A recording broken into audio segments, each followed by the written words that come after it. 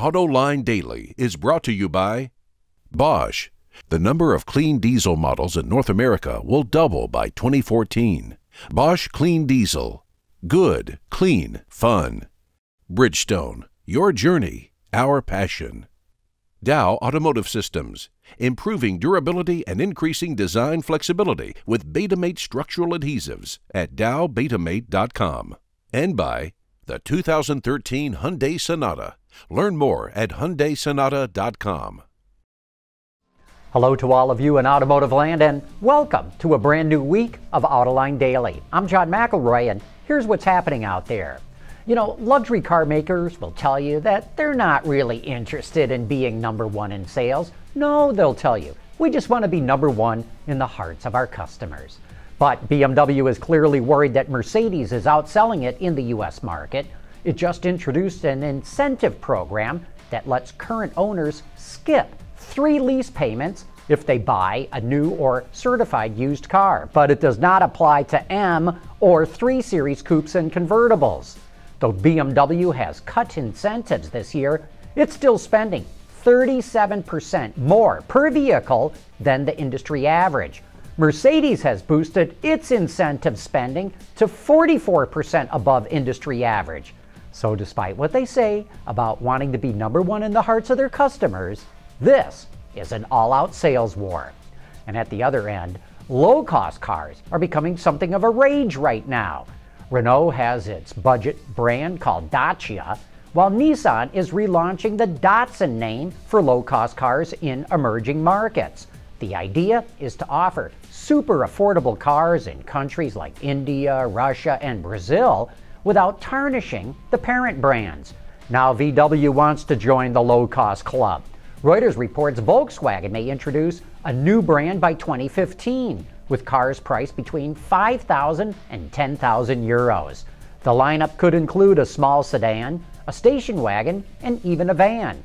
It's all part of VW's plan to fill empty spaces in its lineup and become the world's biggest automaker by 2018. But imagine that. The company with the most brands is launching another one. And you know, as the people's car, I always thought Volkswagen was the low-cost brand.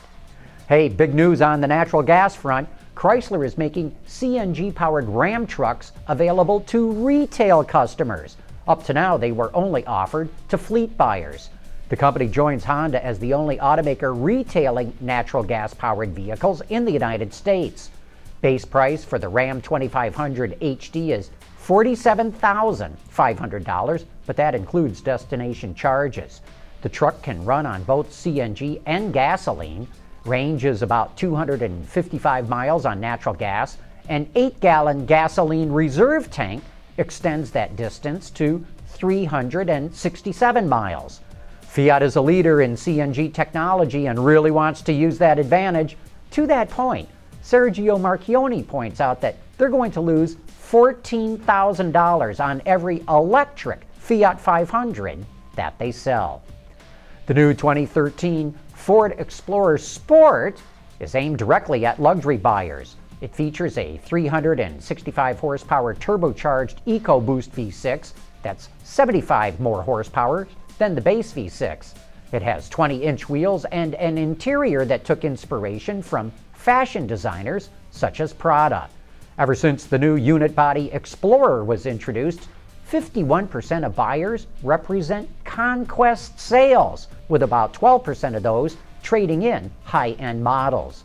Prices of the Sport model start at $41,000. Chrysler is going to be one of the largest exhibitors at this year's SEMA show. It'll have 24 Mopar modified vehicles in a 15,000 square foot exhibit. Brands from Chrysler, Jeep, Dodge, Ram, SRT, and Fiat will be dressed up in over 500 Mopar performance parts and accessories.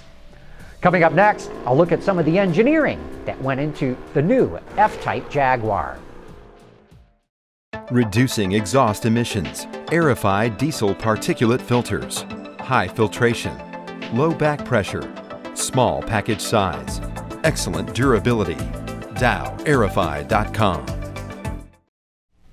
2 weeks ago, we showed you a walk around of the new Jaguar F-Type with Wayne Burgess. the head of Jaguar's production design studio. Now we're about to dive into some of the engineering that went into the car. Take a look. Well, I think it's very important for us to understand that it's a great privilege, but a huge amount of pressure trying to replace a car as iconic as the E-Type. It really is. You can imagine the expectations of the world for a new Jaguar sports car after 50 years, the first time we have a true focused sports car. So a great amount of pressure on the team, but that's a good thing. I think it was important for us to understand, rather than just copy the E-Type, but to understand the values and the principles, what made that car so iconic. And of course there's outstanding performance, that goes without saying, foundation really upon which all sports cars are built. And of course there's that wonderful sensuous beauty, that fantastic design, arguably one of the greatest designs of all time. I mean, even Enzo Ferrari, I think, made that reference. And actually it's more than that as well. What also made the E-Type such a great car is the appropriate use of innovation and technology to deliver that sports car performance feel, that character of a sports car. So as a team, we challenged ourselves to really emulate those principles, but put them in a 21st century context. What we tried to deliver is a car that is very responsive, very agile. The driver feels part of it. It's an extension of the driver. You're part of an animal rather than being merely sat within a machine.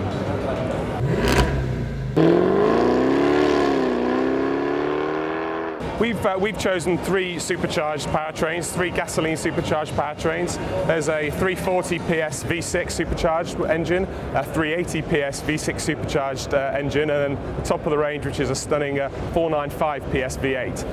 As I've said, all of those engines are supercharged, and we felt that supercharging really fits the character of a sports car. That very free revving, responsive, agile performance, and that real immediacy of response throughout the whole rev range to give the car that real agility of character.